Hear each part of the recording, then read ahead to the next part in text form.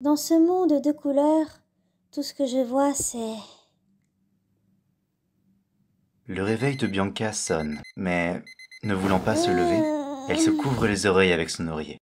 Elle finit par se lever, se coiffe, s'habille et se regarde. Parfait. Ta boîte à déjeuner est dans le frigo. Ah, je peux pas faire semblant de l'avoir oublié si tu fais ça. Dit-elle en sortant la boîte du réfrigérateur. Elle mangea sa tartine, prépara son sac pour les cours et mit ses chaussures. J'y vais, maman. À plus tard. Dit-elle en embrassant le portrait de sa mère. Puis, elle sortit pour aller en classe. Sur le chemin, elle croisa ses voisins. Bonjour. Bonjour. Bonjour, petite Bianca. Bonjour. Bonjour, mademoiselle Bianca. Bonjour. Bonjour. Bonjour. Bonjour. Bonjour. Bonjour. Bonjour. En arrivant à l'école, tout le monde la regardait et chuchotait quand elle passait. Elle s'assit à son siège et poussa un soupir. Les cours commencèrent. La ville est complètement alimentée par l'énergie solaire. Cela permet à la ville tout entière de rester éclairée toute la nuit. Arrive à l'heure de manger. Oh non, c'est déjà l'heure. La prochaine fois, nous allons aborder le sujet des messagers de la mort. Vous pouvez partir. Monsieur, on nous parle d'eux depuis la maternelle. On connaît tout, il n'y a plus rien à apprendre. Ouais, elle a raison. Et c'est parfait comme ça, mademoiselle Jazar. Vous devez garder en tête combien ces créatures sont effrayantes.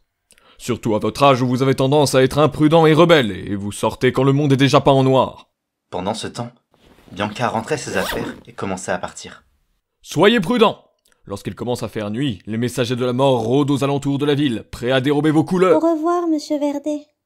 Elle se pressa à l'extérieur et claqua la porte derrière elle. On dirait que quelqu'un a eu peur. Après être sortie de l'école, Bianca s'installe sur le devant de la porte arrière de l'établissement. Enfin seul. Désolé de ruiner tes plans. Bianca se tourna vers le garçon qui lui avait parlé. Yo, si tu continues de te cacher comme ça, tu te feras jamais d'amis. Et tes amis à toi alors? Tu n'avais pas envie d'aller manger avec eux? C'est pas ça, je voulais simplement manger avec toi. Oh, mais se peut-il que tu voulais pas me voir? Tu me brises le cœur. Non, c'est pas ça du tout. Je sais, relax. Mais j'imagine que ce serait plus facile de te voir en cours si tu mangeais avec nous à la cafette. Fais pas cette tête.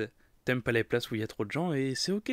Il lui dit cette dernière phrase en lui tapotant la tête avec sa main. En plus, on est voisins. Si tu veux voir ma tronche, viens quand tu veux à la maison. Allez, mangeons. Bianca ouvrit sa boîte à déjeuner. Elle était dégoûtée par le contenu de la boîte. Ah. C'est la boîte à déj maudite. Ah, tellement blanc. Le faux plat est vraiment plat. Il a enlevé le jaune d'œuf. C'est aujourd'hui? Mhm. Mais quand même. Mettre que de la bouffe blanche dans ta boîte parce que c'est bon pour ta couleur, c'est abusé. Il a sûrement ajouté de la vitamine en poudre. Ah, c'est fade. Tu veux des Rainbow Fruity? Lui demanda John en lui montrant un paquet de bonbons. Bianca acquiesça et son ami lui versa une poignée de bonbons dans le creux de la main. Elle les observa un instant, puis demanda « Lequel est à la fraise? Celui-là. » dit John en lui montrant le bonbon jaune. C'est au citron.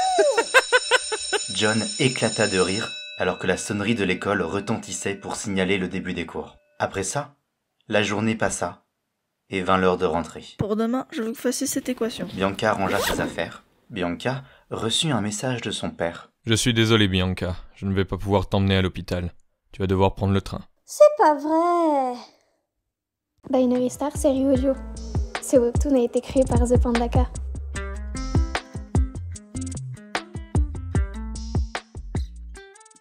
Pensez à vous abonner et à lâcher un like pour nous soutenir.